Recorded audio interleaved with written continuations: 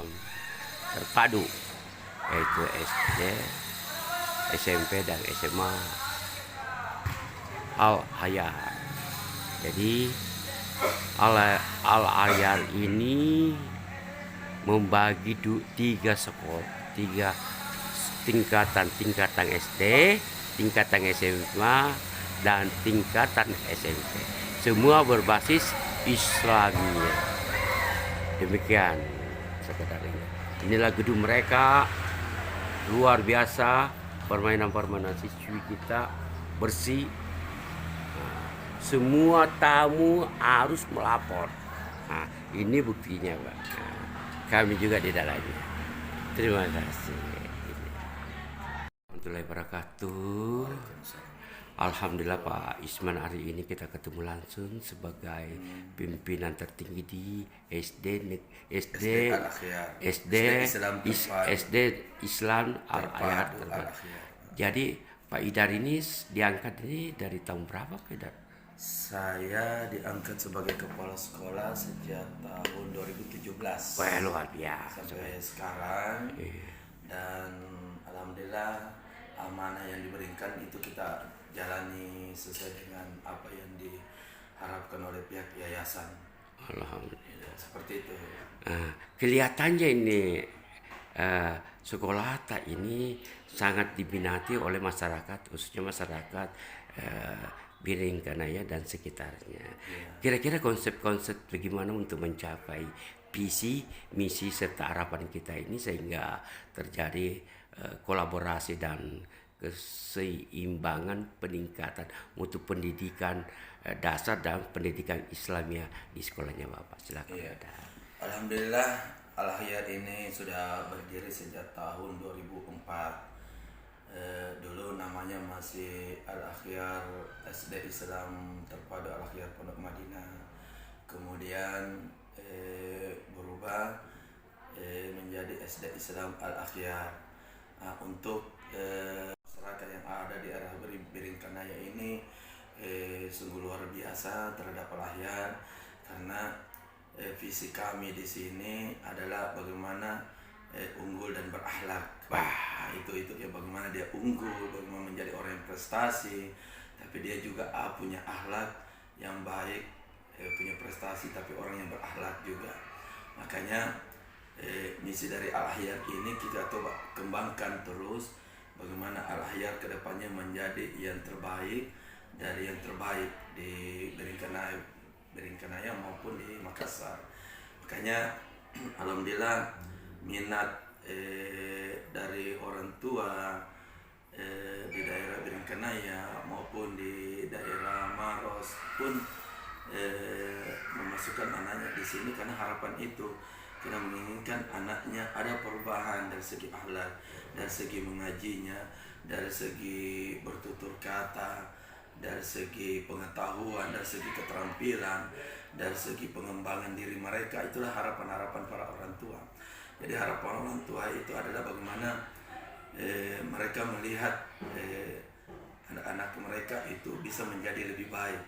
Nah, itu harapan mereka ke kami di Al-Hayar. Iya, karena bagaimanapun Pak Ayar ya, orang tua itu atau calon orang tua siswa itu memahami keunggulan harus diraih dan diberikan kepada generasinya dalam artian anaknya.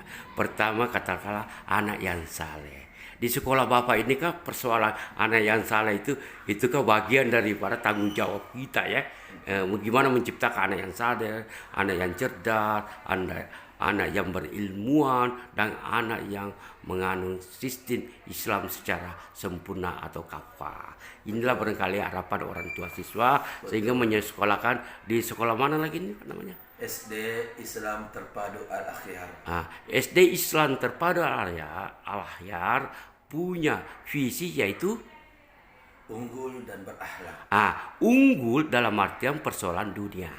Akhirat persoalan akhirat. Unggul dan berakhlak. Dunia dan akhirat. Itu semua dikelola di sekolahnya Bapak Pak Ayar ya. Terus mohon maaf, ada satu kendala barangkali. Bagaimana persoalan pembiayaan? Apakah pembiayaan langsung dibiayai oleh semua oleh orang tua siswa atau masih ada tanggung jawab pemerintah dalam arti ini tanda kutip. Apakah sekolahnya Bapak ini juga menerima dana bos seperti itu? Ini perlu publik tahu ketika bagaimana. Pada dasarnya semua sekolah swasta itu membebankan kepada orang tua. Ya betul. Ya, semua sekolah swasta dimanapun itu di Makassar maupun di Indonesia itu masih membebankan kepada orang tua. Di samping itu juga walaupun kami menerima dana bos, kami juga dari dana bos itu kami kembangkan apa-apa yang menjadi kebutuhan sekolah, apa-apa menjadi kebutuhan siswa, apa-apa yang menjadi kebutuhan para guru. Nah itu semua yang kami gunakan sesuai dengan aturan-aturan yang sudah ditetapkan. Nah, seperti begitu. Jadi kalau persoalan apakah dari orang tua, itu memang tidak terlepas karena semua sekolah swasta itu memang membebankan biaya seperti itu. Iya, tapi Pak Yar ya, kenapa kita ungkap lewat YouTube ini supaya orang melihat bahwa peran-peran orang tua, peran-peran masyarakat, peran-peran seluruh stakeholder khususnya guru dan tenaga pendidik saling menunjang. Yang kedua, memang tak kalah pentingnya memang itu peningkatan mutu pendidikan itu indikatornya adalah di pembiayaan. Nah, kita ini sekolah Islamia terpadu. Bagaimana hubungannya dengan kurikulum Merdeka dan sekolah penggerak? Tentu jauh lebih gampang atau lebih sulit? Silakan Pak. Adanya Pak. Alhamdulillah SD Islam Terpadu Al-Akhyar itu terpilih menjadi sekolah penggerak sejak tahun 2021. Luar biasa. Sekarang adalah tahun kedua sebagai pelaksana sekolah penggerak. Maka secara otomatis bahwa kurikulum Merdeka itu sudah memang harus dilaksanakan di SD Islam Terpadu Al-Akhyar sebagai sekolah penggerak. Kalau persoalan apakah ada kesulitan, awal-awalnya memang iya. Ada kesulitan dalam segi memahami bagaimana menjalani kurikulum Merdeka itu sendiri.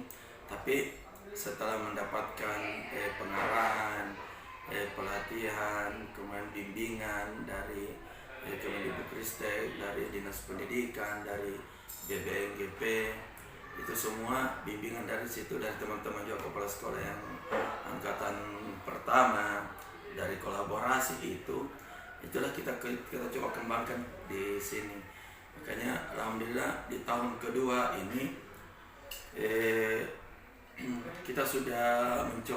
saya sudah mencoba untuk semua kelas itu sudah mengimplementasikan kurikulum Merdeka. Nah itu sudah termasuk kelas 1, 2 itu kan sudah masuk tahun ini, dan 4 dan 5. Nah khusus untuk 3, 6 ini itu kan mereka masih ke-13. Nah tapi saya sebagai kepala sekolah penggerak supaya karena kita mau menuju sebuah perubahan, maka saya meminta kepada guru-guru saya kelas 3 dan kelas 6, walaupun masih ke-13, mereka semua sudah mengimplementasikan kurikulum Merdeka itu di kelas dan di pembelajarannya.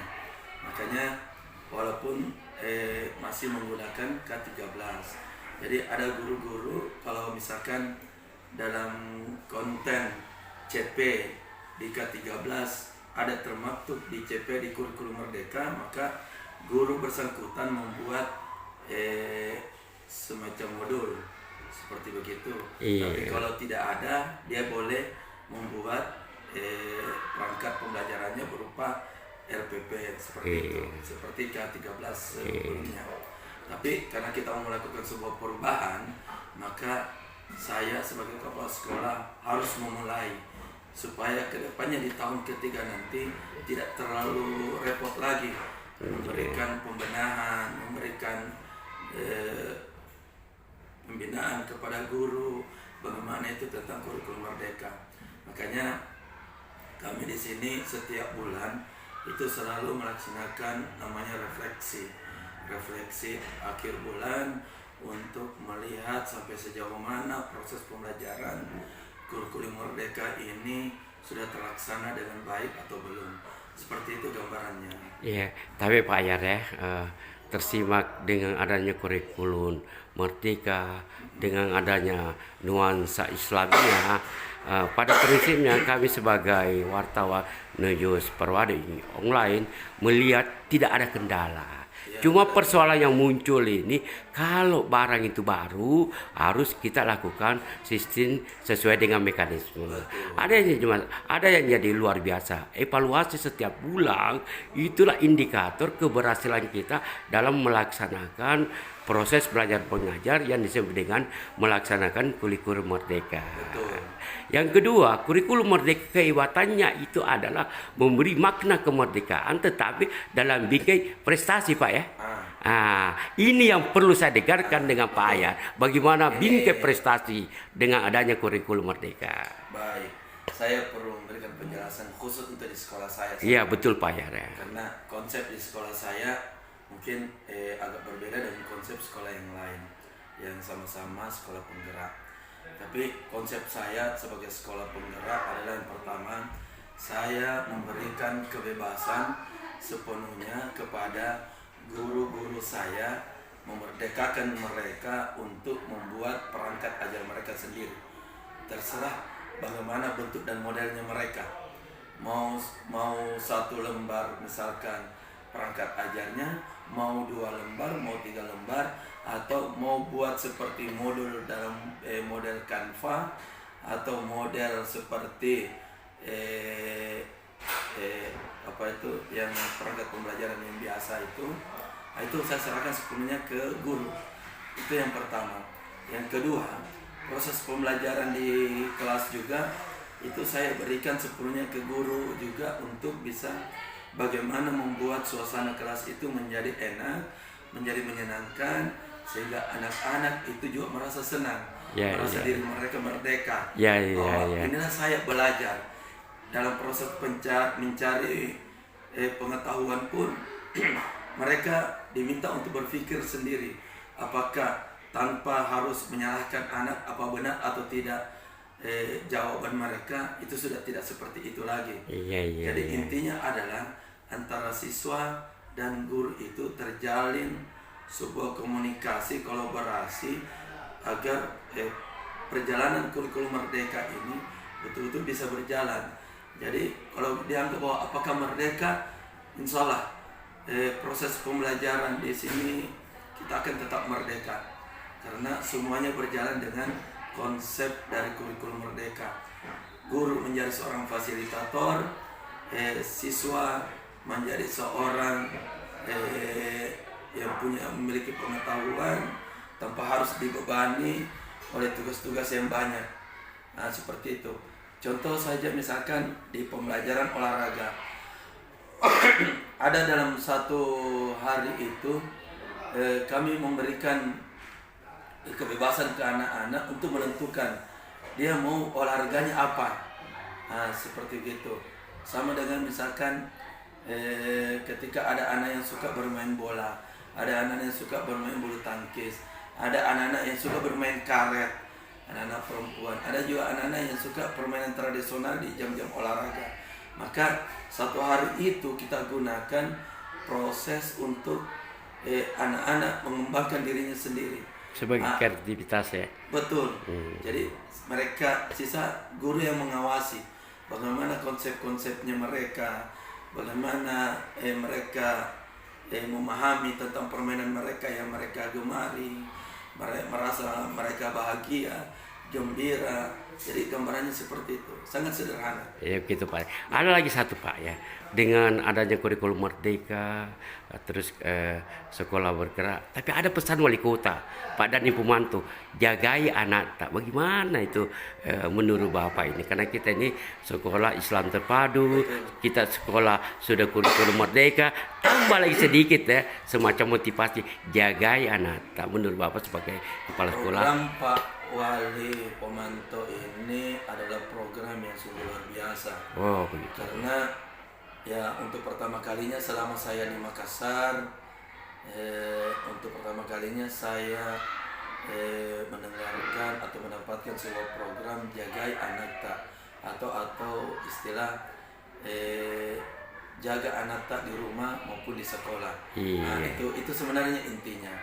Tapi untuk di sekolah, alhamdulillah dari program ke program Pak Dani ini sejak kami berdiri 2004 itu kami sudah laksanakan proses pelaksanaan bagaimana menjaga anak-anak yang ada di sekolah.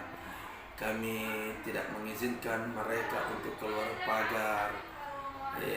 Kami itu juga tidak terlalu mengizinkan mereka untuk terlalu belanja di luar. Bahkan sampai saat ini khusus untuk anak kelas 1, kelas 2 dan kelas 3 itu kami harapkan orang tuanya sendiri yang datang jemput. Nah, itu. Ya, seperti itu Pak. Kalau misalkan ada orang lain datang jemput, minimal itu orang tuanya menghubungi guru bahwa ada ini mau dijemput dengan ini. Nah, itu. Jadi kami konsepnya menjaga anak-anak di sini dengan baik, dengan aman dan nyaman. Ya, kembali ke visi kita ya. Visi kita apa sekolahnya Bapak tadi? Unggul dan berakhirat. Unggul dan berakhirat, mengantar selamat dunia menuju akhirat. Seperti itulah. Terima kasih bijak-bijak, kami dari tim News Perwadi mengucapkan terima kasih kepada Kepala Sekolah Pak Ayar menerima sekaligus merespon program kita untuk publikasi ke publik. Terima kasih. Assalamualaikum warahmatullahi wabarakatuh. TV apa Mas? News Perwadi. News Perwadi. Deadline, silakan. Iya, terima kasih. Assalamualaikum.